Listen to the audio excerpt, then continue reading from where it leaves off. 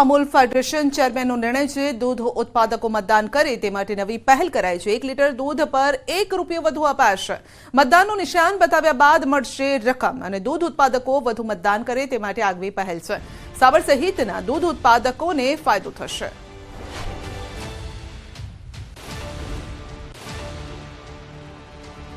सातमी तारीखे લોકસભાની ચૂંટણીનું પર્વ ઉજવાઈ રહ્યું છે।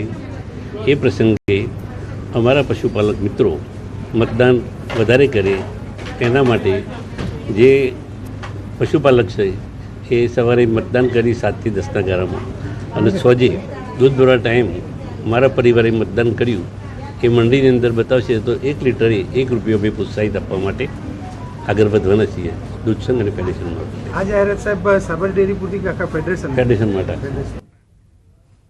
અમદાવાદના ઓઢવની આદર્શ સ્કૂલની 25% ગ્રાન્ટ કાપવાનો ડીઓ કચેરીનો આદેશ છે। ખોટી રીતે ષડયંત્ર રચી શિક્ષકને કાઢવાનું કૌભાંડ સામે આવ્યું છે। ષડયંત્રની હકીકત બહાર આવતા અમદાવાદ જિલ્લા શિક્ષણાધિકારીએ સ્કૂલના 4 વર્ગો બંધ કરવાનો પણ આદેશ આપ્યો। સ્કૂલની 100% ગ્રાન્ટ કાપવા અને સ્કૂલનો વહીવટ સરકાર હસ્તક લેવાનો પત્ર કમિશનરને કરાશે। પણ અરજદારની જે રજૂઆત હતી એમાં એ સત્યતા હતી કે એઓએ રાજીનામું આપેલું નથી, એટલે ડાયરેક્ટલી આવી રીતે કોઈપણ શિક્ષકને ભવિષ્યમાં છૂટા કરી નાખે એવું ન બને તે માટે અમે તાત્કાલિક આ ઘટનાની ગંભીરતાને ધ્યાને લઈ શાળાની 25% ગ્રાન્ટ કાપનો આદેશ કર્યો છે। એ ઉપરાંત તેના જે વર્ગોમાં અમને વિદ્યાર્થીઓની સંખ્યા ન જોવા મળી તેના વર્ગ બંધ કરવા માટેની પણ અમે કાર્યવાહી કરી છે। ભચડિયા ગામે દાંતા અમીરગઢ અને વડગામ તાલુકાના ક્ષત્રિય સમાજના લોકોનું સંમેલન યોજાયું। ભાજપના પ્રવક્તા મંત્રી ઋષિકેશ પટેલની હાજરીમાં ઉત્તર ગુજરાતનું સૌપ્રથમ ક્ષત્રિય સમાજનું સંમેલન યોજાયું। ત્યારે ક્ષત્રિય સમાજના અગ્રણી જયરાજસિંહ પરમારે ભાજપને સમર્થન આપતા કહ્યું છે કે અમને તો રાજપૂત નહીં પરંતુ ભાજપૂત કહ્યા છતાં અમે બોલ્યા નથી અને રાજપૂતો નહીં ભાજપૂતો કહી વ્યક્તિગત અમારું અપમાન કર્યું છે। એવા આગેવાન જેમણે સમાજમાં કોઈ ઋણ નથી અને પોતાની વ્યક્તિગત છબી ચમકાવવા માટે સમાજનું નેતૃત્વ કરી રહ્યા છે, સમાજના યુવાનોને ઉશ્કેરી રહ્યા છે અને આ સાથે તેમણે કહ્યું છે કે ક્ષત્રિય સમાજની સામે નહીં સાથે છીએ। ત્યારે ક્ષત્રિય સમાજના ભાજપ સાથે જોડાયેલા તમામ આગેવાનો ભાજપ સાથે છે અને ભાજપને સમર્થન કરશે। આ સમયે રાજ્યના પ્રવક્તા મંત્રી ઋષિકેશ પટેલે પણ વાતને સમર્થન આપતા જયરાજસિંહની વાત સત્ય ગણાવી। અમને તો ભાજપૂતો કહ્યા છે તો પણ અમે બોલ્યા નથી। રાજપૂતો નહીં ભાજપૂતો અમને વ્યક્તિગત અમારું અપમાન કર્યું છે તોય અમે સહન કર્યું છે। એવા આગેવાનોને કે જેમનું સમાજમાં કોઈ ઋણ નથી, યોગદાન નથી, પોતાની વ્યક્તિગત છબીઓ ચમકાવવા માટે સમાજનું નેતૃત્વ કરી અને સમાજના યુવાનોને ઉશ્કેરી રહ્યા છે। આજથી આની શરૂઆત કરી છે એટલે માટે કહું છું ક્ષત્રિય સમાજની સામે નહીં, ક્ષત્રિય સમાજને બતાવી દેવા માટે નહીં, ક્ષત્રિય સમાજની સાથે છીએ એની લાગણી સાથે માગણી સાથે બધા જ। પણ હવે જ્યારે રાજકારણના મેદાનમાં ચૂંટણીના મેદાનમાં જવાનું છે ત્યારે ક્ષત્રિય સમાજના તમામ ભાજપ સાથે જોડાયેલા આગેવાનો ભારતીય જનતા પાર્ટીનું કામ કરવાના છે।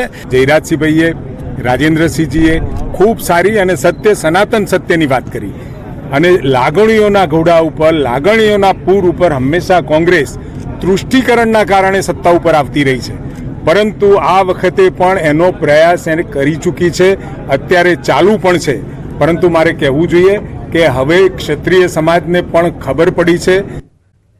અમિત શાહ આજે ફરી ગુજરાતમાં પ્રચંડ પ્રચાર કરશે। અમિત શાહ આજે અમદાવાદમાં પ્રચાર સભા સંબોધિત કરશે। નરોડામાં અમિત શાહની ચૂંટણી સભા છે। અમદાવાદ પૂર્વ બેઠકના ભાજપના ઉમેદવાર હસમુખ પટેલના સમર્થનમાં સભા કરશે। નરોડામાં આજની જાહેર સભાને લઈને શહેર ભાજપ પ્રમુખ અમિત પી શાહે નગરજનોને આપ્યો છે આવકાર। તો 4 મે દમણમાં દિલીપનગર ગ્રાઉન્ડમાં જાહેર સભાને સંબોધશે। દમણ દીવના ભાજપના ઉમેદવાર લાલુભાઈ પટેલના પ્રચાર માટે શાહ સભા કરવાના છે।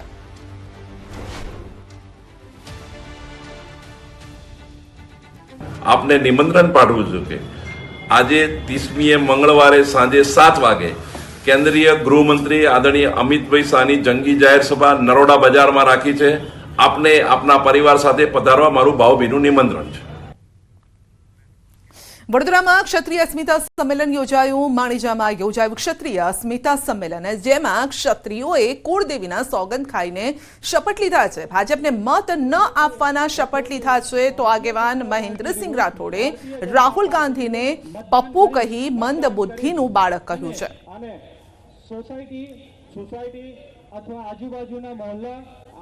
પીએમ મોદીનો ગુજરાતમાં ધુઆંધાર પ્રચાર. 1 અને 2 મે પીએમ મોદીનો ગુજરાતમાં પ્રચંડ પ્રચાર છે. 2 દિવસ ગુજરાતમાં રોકાશે પીએમ મોદી. 2 દિવસમાં 15 થી વધુ લોકસભા બેઠકો માટે પ્રચંડ જનસભાને સંબોધિત કરશે. ગુજરાતમાં પીએમ મોદી 6 સભાઓ ગજવશે.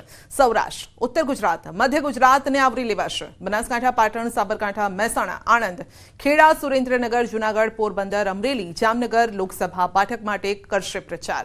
વિશાળ જનસભાને સંબોધિત પણ કરશે, જેમાં 1 મે બપોરના 3 કલાકે બનાસકાંઠાના ડીસામાં, બપોરના એટલે કે સાંજે 5 કલાકે હિંમતનગરમાં, બીજી તારીખે સવારે 11 કલાકે આણંદમાં, બીજી તારીખે બપોરે 1 કલાકે વઢવાણમાં, બીજી મે બપોરના 3 કલાકે જૂનાગઢમાં અને સાંજે 5 કલાકે જામનગરમાં જનસભાને સંબોધિત કરશે. આ 6 જનસભાઓથી 15 લોકસભા બેઠકને આવરી લેવાશે.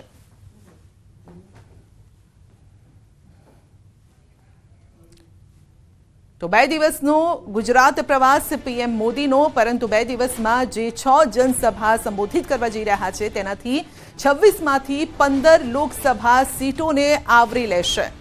ઉત્તરથી લઈ સૌરાષ્ટ્રમાં જે રીતે જનસભાને સંબોધિત કરશે, મધ્ય ગુજરાતમાં પણ તેમની જનસભા છે. નકલી વિડીયો બનાવી વાયરલ કરવા અંગે ધરપકડ. અમદાવાદ સાયબર ક્રાઇમે 2 આરોપીઓની ધરપકડ કરી છે. ભાષણના વિડીયોને તોડી મરોડી વાયરલ કર્યો છે. ફેસબુક પર નકલી વિડીયો મૂકવામાં આવ્યો હતો અને સતીશ વણસોલ, આરબી બારૈયા નામના આરોપીની ધરપકડ કરાઈ છે. સતીશ વણસોલા અને આરબી બારૈયા રાજકીય આગેવાન છે. વિડીયો કોનાથી એડિટ કરાયો તેની પણ તપાસ ચાલી રહી છે. અમદાવાદ સાયબર ક્રાઇમના મતે આરોપીએ એડિટ વિડીયો સોશિયલ મીડિયામાં પોસ્ટ કર્યો હતો. જો કે કોણે એડિટ કર્યું તે અંગે તપાસ ચાલુ છે. તેલંગાણામાં અમિત શાહની સભા હતી અને તેનો નકલી વિડીયો બનાવી વાયરલ કરાયો છે. પોલીસના મતે બંને આરોપીઓના બેકગ્રાઉન્ડ રાજકીય છે. હાલમાં બંને આરોપીઓના ફોન એફએસએલમાં મોકલાયા છે.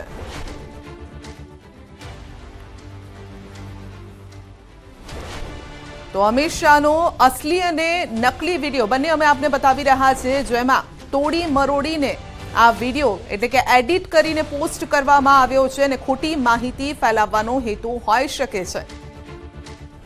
જોકે આ અંગે તપાસ ચાલી રહી છે. પૂછપરછ કરવામાં આવશે કે કોના કહેવાથી આ કરવામાં આવ્યો છે. જે પણ બંને વ્યક્તિઓના નામ સામે આવ્યા છે, બંનેને પૂછપરછ કરવામાં આવશે અને ત્યારબાદ વધુ વિગતો પણ સામે આવી શકે છે. પરંતુ બેકગ્રાઉન્ડ રાજકીય છે તે પ્રાથમિક તપાસમાં સામે આવ્યું છે. કેન્દ્રીય ગૃહમંત્રી સાહેબની એક સ્પીચ હતી, જેને એડિટ કરીને એ વિડીયો ખોટી રીતે સોશિયલ મીડિયા પર વાયરલ કરવામાં આવ્યું હતું. એમાં 2 પ્રોફાઇલ હોલ્ડર, મુખ્ય એક સતીશ વનસોલા કરીને એમના ફેસબુક પ્રોફાઇલથી અને એક પ્રોફાઇલ હોલ્ડર રાકેશભાઈ બારિયા, એમને પોતાના ફેસબુક સોશિયલ મીડિયા હેન્ડલથી આ એડિટેડ વિડીયો વાયરલ કર્યો હતો. એડિટેડ વિડીયો એમને પોતાના સોશિયલ મીડિયા હેન્ડલથી પોસ્ટ કર્યો છે. જે વિડીયો એડિટ કરનારની હજી આપણે તપાસ ચાલુ છે.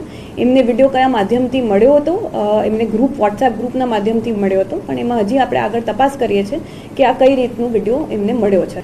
એક સતીશભાઈ વનસોલા કરીને છે, જે મૂળ પાલનપુરના છે, અને રાકેશભાઈ બારિયા કરીને છે, જે દાહોદના છે, લીમખેડાના. અને બંને જણ પ્રથમ દ્રષ્ટિએ પ્રાથમિક તપાસમાં રાજકીય સાથે જોડાયેલા છે. હજી અમે આગળ એમના બેકગ્રાઉન્ડની તપાસ કરી રહ્યા છીએ.